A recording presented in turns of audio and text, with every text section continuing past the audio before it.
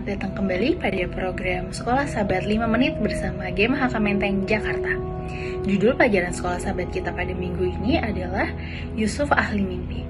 Ayat hafalannya tertulis dalam kitab Kejadian 37 ayat 19. Kata mereka seorang kepada yang lain, lihat tukang mimpi kita itu datang.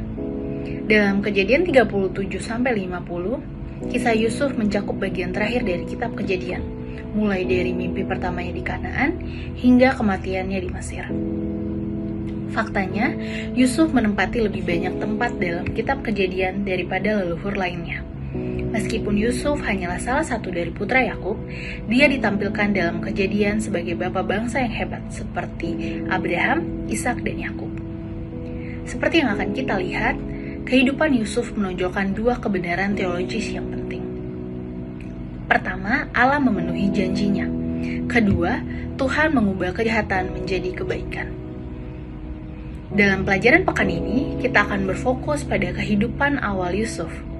Dia adalah putra kesayangan Yakub yang ironisnya dijuluki Baal Hakalomot atau tukang mimpi yang secara harafiah berarti penguasa mimpi.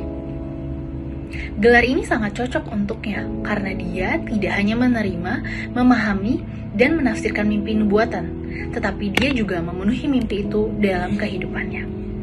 Dalam pasal-pasal ini kita akan melihat sekali lagi bahwa pemeliharaan Allah ditegaskan meskipun hati manusia jahat dan keji.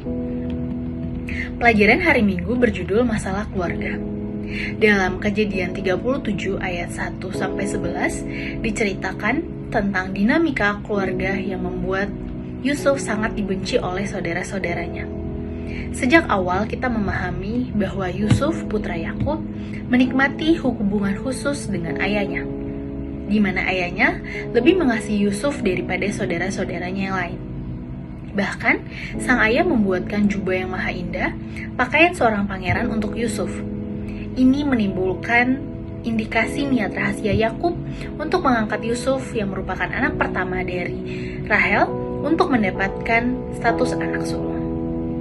Tidak heran kemudian saudara-saudara Yusuf sangat membencinya, bahkan tidak mau terlibat dalam percakapan damai dengannya.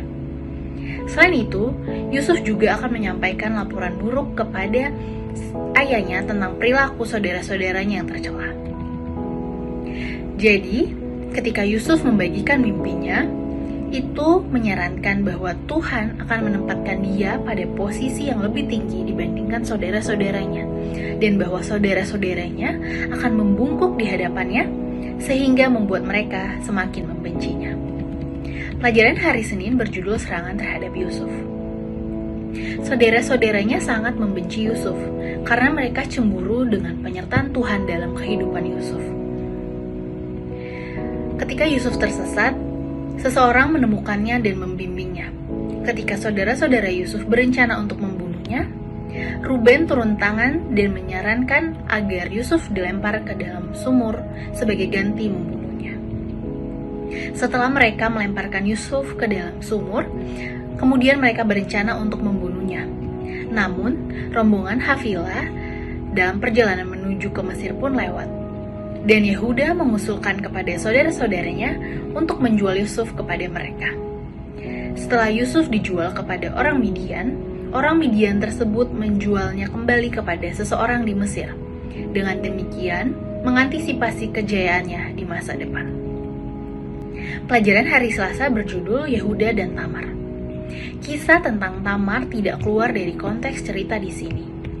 Insiden ini mengikuti secara kronologis penjualan Yusuf di Mesir. Dan ini konsisten dengan fakta bahwa Yehuda baru saja meninggalkan saudara-saudaranya yang menunjukkan ketidaksetujuannya dengan mereka. Selain itu, ayat tersebut berbagi sejumlah kata dan motif yang sama dengan pasal sebelumnya. Dan ini membawa pelajaran teologis yang sama. Tindakan yang jahat yang akan diubah menjadi peristiwa positif yang berkaitan dengan keselamatan. Dalam cerita ini diceritakan Yehuda mengambil seorang istri Kanaan dengan ia memiliki 3 anak laki-laki, yaitu Er, Onan, dan Shelah. Yehuda mengambil Tamar orang Kanaan untuk menjadi istri anak sulungnya, supaya memastikan silsilah yang tepat. Ketika Er dan Onan dibunuh oleh Tuhan karena kejahatan mereka, Yehuda menjanjikan anak terakhirnya Shelah kepada Tamar. Ketika setelah beberapa waktu, Yehuda pun tampaknya telah melupakan janjinya saat ia sedang menghibur dirinya setelah kematian istrinya. Tamar pun memutuskan untuk berperan sebagai pelacur untuk memaksanya memenuhi janjinya. Karena Yehuda tidak punya uang untuk membayar pelacur itu, sehingga dia berjanji untuk mengiriminya seekor kambing dari kawanannya. Sementara itu, Tamar mensyaratkan agar dia memberikan sebagai jaminan pembayaran cap, materai, kalung, dan tongkat Yehuda. Tamar pun hamil sebagai hasil dari pertemuan unik tersebut. Ketika kemudian dituduh sebagai pelacur, Tamar menunjukkan kepada penuduh, yaitu Yehuda, cap materai, kalung, dan tongkatnya sendiri. Yehuda pun mengerti dan meminta maaf. Kesimpulan dari cerita ini adalah kelahiran Peres, yang berarti menerobos, yang sama seperti Yakub, lahir yang kedua namun menjadi yang pertama, dan disebutkan dalam sejarah keselamatan sebagai nenek moyang Daud dan akhirnya nenek moyang Yesus Kristus. Adapun Tamar, dia adalah yang pertama dari 4 wanita, diikuti oleh Rahab, Rut, dan istri Uria yang secara silsilah mendahului Maria, ibu Yesus. Cerita selanjutnya akan kita bahas pada pelajaran sekolah Sabat pada hari berikut, yaitu hari Rabu sampai hari Jumat. Tapi dalam pelajaran sekolah Sabat hari Sabtu sampai Selasa, ada satu pelajaran yang bisa kita ambil dari cerita ini. Sama seperti Tuhan menyelamatkan Tamar melalui kasih karunia-Nya, mengubah kejahatan menjadi kebaikan, dan dalam kasus Yusuf, dia mengubah masalah Yusuf menjadi keselamatan Yakub dan anak-anaknya.